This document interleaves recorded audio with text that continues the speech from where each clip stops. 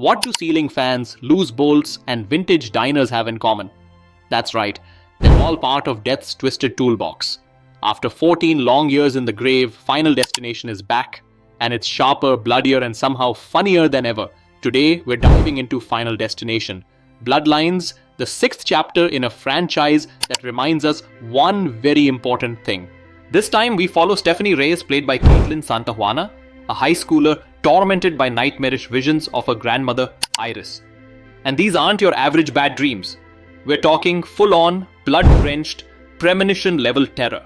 The story flashes back to 1968, where Iris, played by the ever-haunting Gabrielle Rose, survives a disaster at the grand opening of the Skyview restaurant. Sound familiar? Yep, the classic Final Destination formula is intact. Someone sees death coming, saves a few people, and then the real killing begins. Unlike earlier entries that focus more on the mechanics of death, Bloodlines leans into legacy. There's a heavy sense of generational dread. Stephanie's visions tie directly to Iris's survival, making it a curse that spans decades. And that gives this film a fresh layer. It's not just about who dies next, it's about whether fate itself can be rewritten across bloodlines. Spoiler, it can't. Death doesn't like to be cheated, as Iris says, and boy does this movie keep that promise. Caitlin Santajuana carries the film well. She's sympathetic without being bland, and you genuinely root for her, even when she makes questionable choices.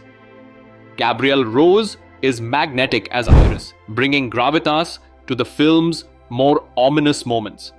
But let's talk about the standout, Richard Harmon as Erik. He's tattooed, pierced, and painfully charming. His scenes are soaked in tension because, well, you just know he's marked. And that's the brilliance of this franchise, that the suspense doesn't come from if someone dies. It's the how. And let me tell you, this movie nails it. Let's talk kills, because really that's why we're all here. Bloodlines goes back to basics. Simple setups, everyday objects, and cruel twists of fate. A harmless ceiling fan? Decapitator. A spilled drink? Death sentence? There's even a death involving a stray bolt that had me side-eyeing my entire toolbox afterward. The creativity is alive, and so is the dread. You feel every setup, every misstep, every near miss. Visually, the film is polished. Christian Siebel's cinematography bounces between eerie 60s nostalgia and cold modern anxiety. Rachel O'Toole's production design is grounded, keeping the horror tactile, which makes it all the more effective. One thing that surprised me, the tone. There's a dash of